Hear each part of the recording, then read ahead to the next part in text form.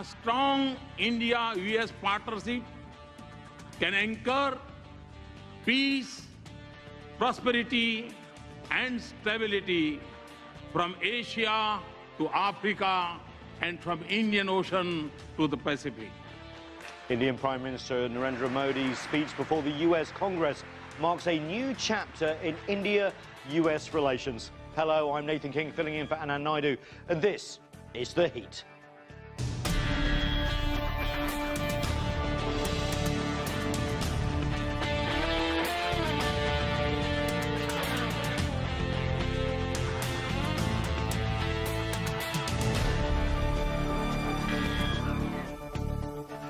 Just 3 years ago, diplomatic and economic relations between the US and India were strained at best. But under the leadership of Indian Prime Minister Narendra Modi, the two countries are entering an unprecedented era of cooperation.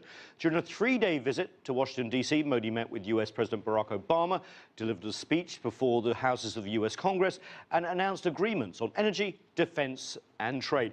We begin our special coverage with CCTV's Rowie Ruttenberg. Rowie, thanks for joining us. This was Narendra Modi's 4th visit to the United States since assuming office in 2014. What do you think was accomplished? Well, in his own words, this was really a new moment in U.S. relations, a sharp contrast away from this era of suspicion. Remember, Modi was once denied entry to the U.S. because of an obscure law. Now, here he was in Washington this week, emphasizing the common set of values between Americans and Indians, as he saw it. A close personal connection, he said, between the two societies, talking about all sorts of things, defense cooperation, specifically joint patrols in the Indian Ocean, better integration of the two navies, and a joint outlook on Afghanistan and global terrorism. A lot of progress, we understand, on that front. And also climate change, Modi seeking better access to renewable energy technology. I think he also made clear that he wanted to see India elevated to great power status and to position New Delhi as a counterweight to Beijing's growing influence in Asia. He met with leaders from the U.S.-India Business Council and delivered that message very loudly. He awarded Amazon's CEO, for example, with the prize, and in return, the e-commerce giant pledged to invest another $3 billion in India. These, of course, are all tangibles that Modi was able to take home with him. Nathan? Rowie, in that speech before a joint session of Congress, Prime Minister Modi addressed freedom of navigation, which sometimes can be coded as sort of finger-pointing at China. Indeed, and we should point out that India has resisted pointing that finger directly at China in either the South or East China Seas, and that's despite U.S. pressure coming from Washington. In fact, there was no reference to the South China Sea in any joint communique. Here's what Modi had to say. India is already assuming her responsibilities in securing the Indian Ocean region. A strong India-US partnership can anchor peace, prosperity, and stability from Asia to Africa and from Indian Ocean to the Pacific. It can also help ensure security of the sea lanes of commerce and freedom of navigation on seas. I think these comments, or comments like these, really reflect Indian resistance in getting involved in the South China Sea, and that's a sharp contrast to what we've seen from U.S. allies getting fully integrated, allies like Japan, Philippines, and Australia when it comes to this issue. Nathan? Rowie, the United States is supporting India's efforts to become a part of this nuclear suppliers group, a group of countries that want to promote non-proliferation of weapons, work towards nuclear policy together. What does this membership mean for India? Yeah, we're talking about a group of 48 nuclear trading nations. Essentially, they regulate nuclear trade, and membership confirms nuclear energy power's status. Now, the U.S. wants India to join, and it's heavily investing in India's nuclear power industry. In fact, 6 nuclear power stations are planned. Now, some countries in the group, including China, have concerns as India has not signed the Nuclear Non-Proliferation Treaty, the NPT. And because the 48-member group requires consensus, India's membership could block Pakistan's application to join. It's still uncertain, though, and India's membership will be considered at a meeting of the Nuclear Suppliers Group later this month. Nathan? Ray Ruttenberg, thank you very much. Well, joining us now in our Washington, D.C. studio is Haiyan Wang. She's the managing partner of the China-India Institute. Also with us is Sadanand Thume. He is a resident fellow with the American Enterprise Institute and South Asia columnist for the Wall Street Journal. And we're also joined by Aparna Pandey. She's the director of the Hudson Institute's initiative on the future of India and South Asia. Now, I want to begin with all of you. Just a quick take on what do you think was the most important achievement. Let's start from the far end here. Nathan, we must remember that that from U.S. point of view, India has been the preferred partner in the region since 1947. It was India's reluctance to choose sides in the Cold War which has delayed this partnership. And they were non-aligned. Yeah, and India's first Prime Minister came here in 1949. He addressed the Congress in 1949. But India didn't want to choose sides. And so it's basically, I'd say, a long courtship which has finally reached, let's say, a consummation, a relationship, finally. So the relationship is important, Sadanand? Yeah, I'd say that this was an important visit for many reasons. But if I had to pick one, I would say that the Prime Minister's speech to the joint session of Congress really stood out. Why? Because it stood out in terms of its symbolism. It stood out in terms of his being able to make a connection with Congress, which was quite obvious in the spontaneous responses to him. And it stood out really in terms of clearly positioning India in the minds of US lawmakers as a friend, not just in a narrow bilateral sense, but as a friend in a larger global sense. I liked his joke about the dysfunction of US politics. That was great, wasn't it? Yes. Yeah. Indian democracy as well. I thought that was very funny. Haiyan Wang, what do you think? I also think that it is really cemented the goodwill. It ensures the momentum of deepening the relationships that will continue despite the administration's change. And you can sense the bipartisan support for deepening, for accelerating the development of this, India-US relationships. I think that goodwill is clearly evident, and that is the biggest accomplishment. Of course, there is a substantive progress made as well. Let's break down some issues. Climate change, obviously on the heels of the Paris Climate Agreement. Aparna, a commitment by India to fully join the treaty. Well, it's not a treaty because the Americans wouldn't be able to pass it if it's not the agreement. That's a success for the US that has seen India as perhaps a reluctant partner in climate change? No, it's not a reluctant partner. It's more that, the two countries are very alike. Both of them do not want to make commitments unless it is something which they want. So it's kind of, India calls it strategic autonomy. US has been a little isolationist. So both want to make agreements, but agreements which are seen as Washington deciding it rather than somebody else imposing it on them. So that's the only difference. So India has agreed to it. It's just that New Delhi wants it to seem as though it's New Delhi making the decision, not Washington, D.C. imposing it on. And also not make commitments, I suppose, ahead of the US. Absolutely. Sorry. Yeah, so I'll make just two quick points on that. The first is I do think that there is a difference in approach between this Indian government and the previous Indian government, to the degree that this government seems to be on this particular issue, more oriented towards problem solving. And that's certainly something that has been appreciated in the US administration. The second is that I think the degree of Indian acceptance has been somewhat oversold. If you look at the language, it's very carefully worded. And what it basically says, it's a bit of a fudge that, India will work towards it. And the reason for that is really simple, which is that even though at this point it seems somewhat unlikely that Mr. Trump is going to be the next US president, I don't think anyone is, India is certainly not going to plunge in until the political situation is clearer. But on that, I think that the change of position, we've seen that change of position even last year in reaching the Paris Agreement. And I think it has come to the point that India recognized that India's development path cannot be a heavily polluted, cannot be a carbon intensive. Similarities growth. with China here. Exactly. They've learned lessons. You go to Delhi, it's choking air. And 8 out of the 10 dirtiest cities with dirtiest areas in India. I think it has come to the point that India has to deal with it regardless of what external pressures is or is not there. And one big thing, of course, is that renewables are now a big industry as well. 6 nuclear power plants, yes. Westinghouse is going to build potentially in India. That deal you can argue about nuclear power being renewables, but that's going to go a long way. Is that going to help cement the two countries, do you think?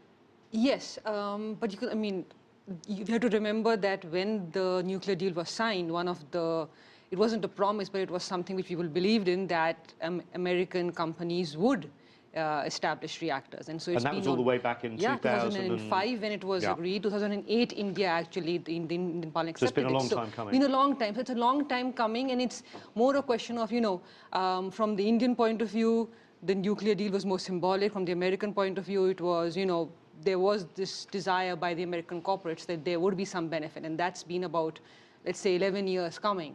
But it does send a signal that, India is ready for business. It's part of what the Prime Minister was saying, that we are making changes, we are improving the environment, ease of doing business in India, and this is part of that. So that, I just want to echo that quickly. I mean, I think that the greatest significance of those 6 nuclear reactors is to remove a thorn in the relationship. So I testified before the Senate last month, and what had been left behind by the inability to consummate this deal commercially was a sense of bad blood, was a sense in the US Congress that, well, they went out on a limb to bring India to strike this deal with India, but India on its part was not able to keep its side of the bargain.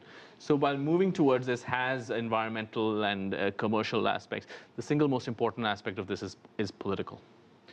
What about the Nuclear Suppliers Group membership? Very few people have actually heard of this group, but India really wants to be part of it. Why? And what are the problems? I think that why is that, definitely India wants to be recognized as a nuclear power, and also it regulates, be part of the regulation in terms of trading of the nuclear fuels, materials, and et cetera. It does have a significance. And the blockages right now seems to be originating from India. I'm sorry, from China. Not from India, from China, in terms of India hasn't signed a non-proliferation treaty. And, to what extent? And could also block Pakistan's membership. Yeah, Pakistan, whether that could be, coattailed or linked together. But my sense is eventually, probably India will join the group because the overwhelming majority of the current members are supporting India joining. So. What about the overall investment environment in India? We saw the Amazon head, Bezos, get an award, $3 billion more investment announced. But there is a feeling here in the US, rightly or wrongly, that India is a hard place to get investment in. Facebook had a terrible experience there, even though India is extremely technologically savvy. What's the outlook looking like for more investment in both countries? I think the outlook has improved in the last 2 years, but it's not improved as much as the expectation. When Mr. Modi came into power 2 years ago, there was expectation that things would turn around overnight. Now, it's true things don't turn around overnight, but there was an expectation. And so it's not changed as much as the expectation was. And the big reforms which people expected the government to make have not yet been made. They've made some reforms, like the bankruptcy code recently. Most likely, the goods and services tax will be passed. But India is still quite low on the ease of doing business rankings. And there are still rules and regulations which make it difficult for not just foreign businesses, but even domestic businesses to do well in India. So it's a little better, but not as much as people expected. I traveled in India in the era of thumbs up cola. They didn't allow, Coca-Cola And live to tell the tale. I liked it. I still like it. But Sanan, seriously, is there that sort of legacy of, suspicion of colonialism, economic exploitation still in India? I think certainly not from the government when it comes to foreign investment. I agree with Aparna that the government has been slower than expected in rolling out many long-awaited domestic reforms, but it has certainly been extremely eager in rolling out a red carpet for foreign direct investment, and that has been one of its signature economic achievements so far. So when you talk to businessmen, there is by and large, I would say there's enthusiasm, because no one expects India to turn into Denmark or Singapore overnight in terms of ease of doing business. What people are looking for is direction. And certainly India is moving in the right direction on this front. One thing that struck me is the similarities. Sorry, you're going to make a point. I think India has made a significant progress in terms of attracting foreign direct investment. Last year, India took in $60 billion FDI. Of course, that pales to China's taking in over 100 billion, but India's economy is only 1/4 the size of China's economy. So a quarter size of China's economy taking about half the size of China's FDI. That is very impressive. And even though the land acquisition law has not been really passed, but the states are putting together the state land bank to get the lands and to provide to foreign investors.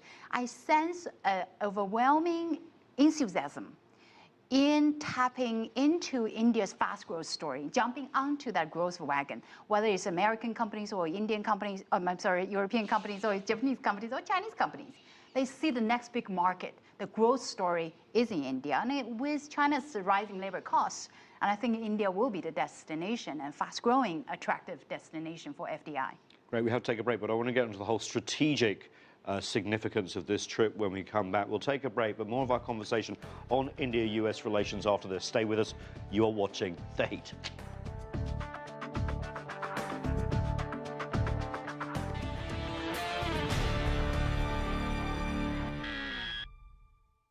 Full Frame is bigger and better than ever. We're now coming to you from New York City, from our studio in Times Square, with celebrity interviews and in-depth features. We're now taking you further from the East and West Coast. Let's take it full frame. You can follow CCTV America across a wide range of platforms. Go to our website, cctv-america.com, for live streaming and up-to-the-hour reporting.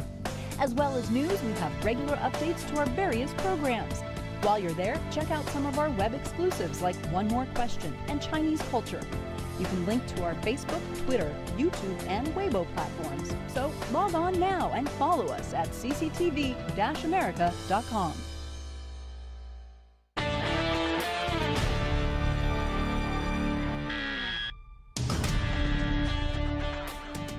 Welcome back to The Heat. We're discussing Indian Prime Minister Modi's visit to the United States and what was accomplished. Let's pick up with our panel. You know, I promised to get onto the strategic aspects after the break. Let's start with you, Aparna. You know, obviously terrorism, a joint concern of both India and the US. Let's just have a listen to Prime Minister Modi on that. We have both lost civilians and soldiers in combating terrorism. The need of the hour is for us to deepen our security cooperation and base it on a policy that isolates those who harbor, support, and sponsor terrorists. Now, of course, that's very true, but the US in the region has had a strong alliance with Pakistan when it comes to counterterrorism for a long time. Aparna, are we seeing a shift here? Actually, the shift has been happening for a few years now. It's not recent. The shift started. Why? The shift started primarily after 9/11, and when American soldiers actually went into Afghanistan, and American lives were lost, especially soldiers. And those lives were lost because of Pakistan-based terrorist groups, and that continues to this day. It has increased after the killing of bin Laden, who was found in Pakistan, and continues. Mullah Mansoor's killing just a few months ago. So there's a growing belief in the United States, both among the policymakers as well in the government and people outside, that Pakistan has not been as good an ally, and that India is the real ally in the region. That doesn't mean that ties with Pakistan have been broken off, but Pakistan is subject to a lot more questioning. And for example, Pakistan wanted to purchase F-16s from the United States. The resistance came from Congress, that you can buy them, but we will not use American taxpayer money to finance them. To finance for a country which. So, I just want to follow on, but I just want to make this point, that India and the US cooperating over Afghanistan, you would never really thought it, considering the different views they had from the Soviet invasion onwards. Well, that's true of many aspects of the US-India relationship, right? Yeah. The Cold War was a completely different game.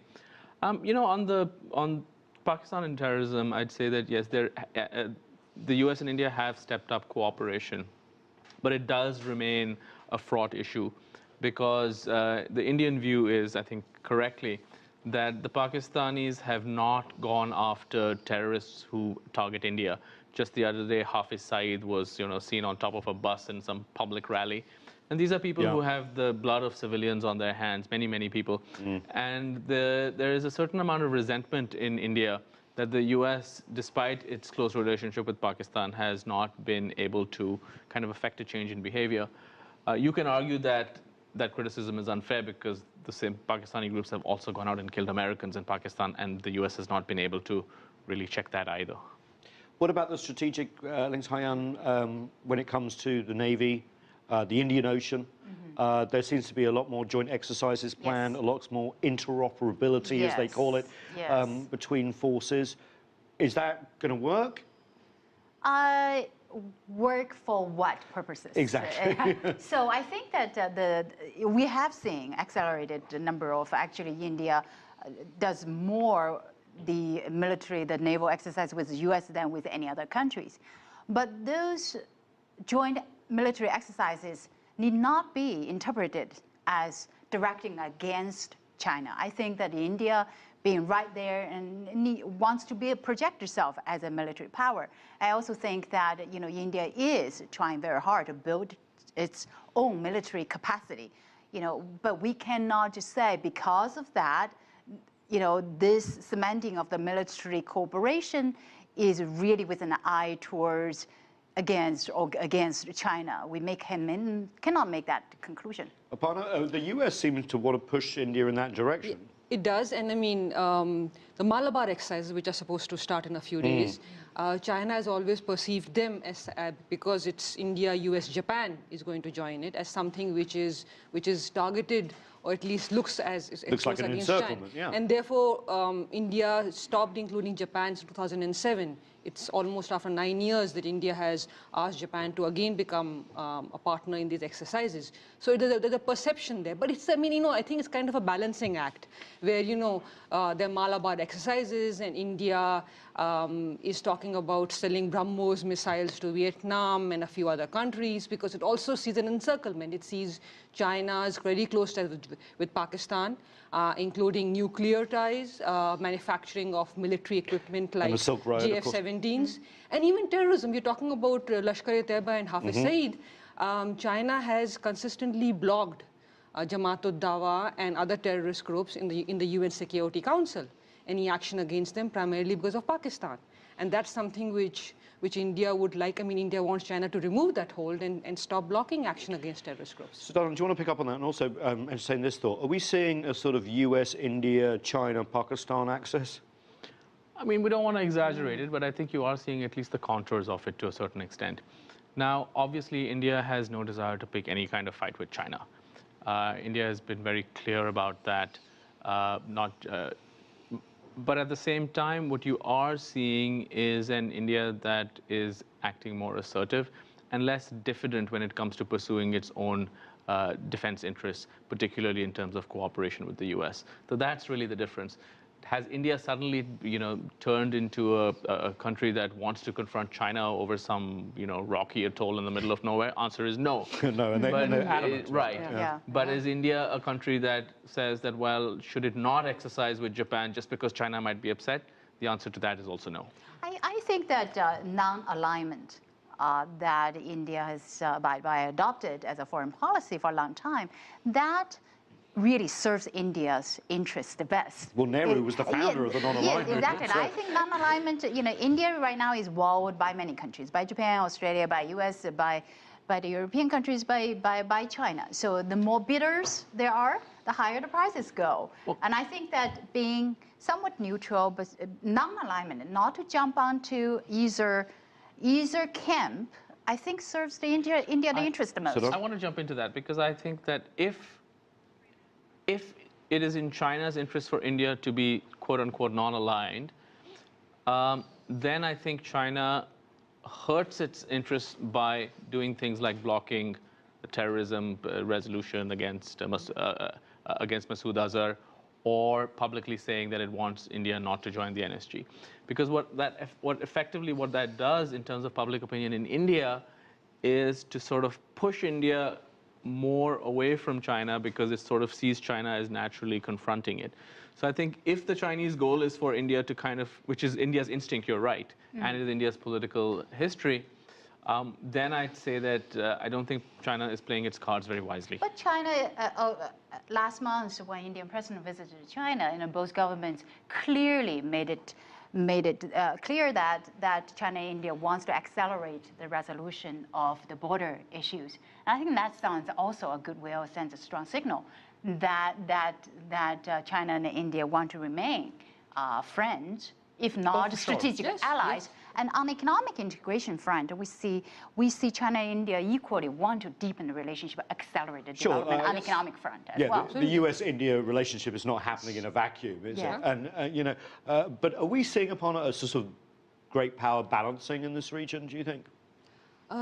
Not great power balancing, but I'd say, there are a number of regional powers and aspiring global powers which are playing a balancing game. I mean, none of the powers in the region or beyond want a war or a conflict. And so I echo what Sadanand said, that, India would like good relations with China. India doesn't want any conflict, but India does believe that that it has the right to, have military exercises with Japan, and China should not have a problem. It does believe that that doesn't mean that it will continue to have close economic ties with China. It would like the border dispute to be resolved, but it would like China to respect the fact that India has an interest in Tibet. So, a balancing game, except what the other side wants, but India has certain interests. It is a rising power and believes it should be accepted as one. Last word to Haiyan Wang here.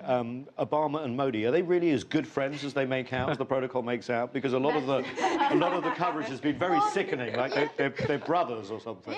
The brother romance or whatever that is, it lasts for a few more months. So the new chapter opens when the new president, comes in next year. It appears to be, but I think that is more driven by strategic interest than just the personal rapport. Well, this bromance is not monogamous, because Modi has other bromances too. Which are? Abe, for instance. So you should sort of place this in context. It does seem, to sort of not be facetious, that the president and the prime minister do have a good, warm personal relationship, but I agree with Haiyan, it's driven by national interest. Well, we're going to have to leave that there. Thume, thank you so much, Haiyan Wang as well, and obviously Aparna Pandey, thanks so much for joining us. That's all we have time for on this edition of The Heat. I'm Nathan King in Washington, D.C. Thanks so much for watching.